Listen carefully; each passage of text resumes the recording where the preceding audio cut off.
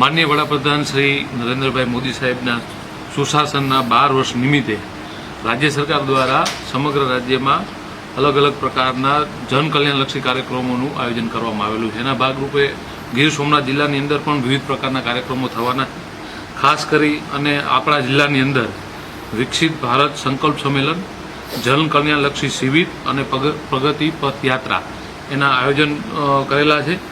એમાં વિકસિત ભારત સંકલ્પ સંમેલન છે એ અહીં આપણે 11મી જૂનના રોજ ડાભોર નગરપાલિકા હોલ છે ત્યાં આયોજન કરવામાં આવનાર છે.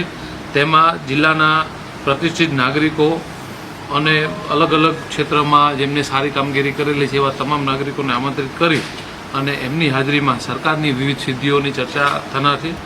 બીજો જે કાર્યક્રમ છે એ જનકલ્યાણ શિબિર છે. એ આગામી તારીખ 15 જૂનથી 17 જૂન 3 દિવસ સુધી જિલ્લા પંચાયતની સીટ વાઇઝ એક જનકલ્યાણ શિબિરનું આયોજન કરવામાં આવશે, જેની અંદર સરકારની વિવિધ યોજનાઓ છે એનો લાભ લાભાર્થીઓને મળી રહે એ માટે અલગ અલગ આયુષ્માન કાર્ડ છે, વયવંદના યોજના છે, PM સૂર્યઘર યોજના, સ્વનિધિ યોજના, એવી સરકારની લગભગ 55થી વધારે જે યોજનાઓ છે અને કેન્દ્ર સરકારની 15 જેટલી યોજનાનો લાભ આ શિબિર મારફતે નાગરિકોને મળે તેનું એક આયોજન થનાર છે. એ સિવાય એક પ્રગતિ પથ યાત્રાનું પણ એક આયોજન કરવામાં આવેલું છે. આ પ્રગતિ પથ યાત્રા 2 તબક્કામાં તારીખ 12 જૂન અને તારીખ 13 જૂનના રોજ કરવામાં આવશે.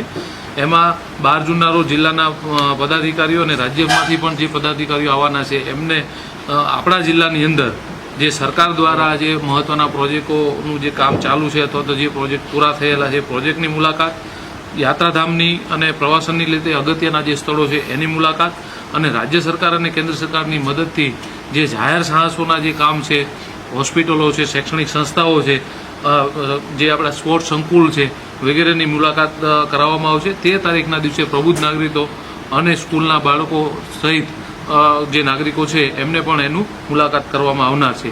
આ સિવાય વિશેષમાં એક પ્રાકૃતિક કૃષિ વર્કશોપ પણ આપણા જિલ્લામાં આયોજન થનાર છે, જેની અંદર જે અમારા પ્રોજેક્ટ ડાયરેક્ટર આત્મા ગીર સોમનાથ છે એમની મદદથી જિલ્લાના જે ખેડૂત મિત્રો છે વધારે પ્રાકૃતિક કૃષિ તરફ વળે એ માટેના પ્રયત્નો થઈ શકે એ માટે એક વર્કશોપનું આયોજન કરવામાં આવેલ છે.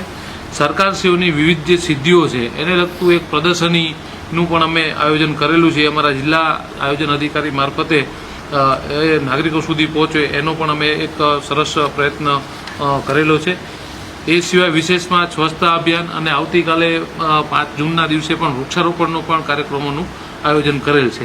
આપ સૌ પત્રકાર મિત્રોના માધ્યમથી ખાસ કરી અને લોકો સુધી આ તમામ જે કાર્યક્રમોની માહિતી પહોંચે એ માટે થઈને આજ આપના તરફથી પણ એક વધારે પ્રકારમાં પ્રચાર થાય એવી વિનંતી સાથે આજનું આ આપણે આયોજન છે એ લોકો સુધી પહોંચાડો એવી એક વિનંતી તંત્ર તરફથી કરવામાં આવે.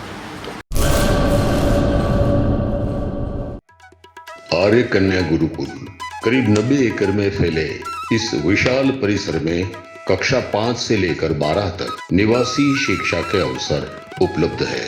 इसके अलावा स्थानीय कन्याओं के लिए KG से लेकर 12वीं कक्षा तक गुजराती तथा अंग्रेजी माध्यम स्कूल भी कार्यरत है. हर प्रकार के खेलों में भी यहाँ की बालिकाएं निपुण हो इसका ध्यान रखा जाता है.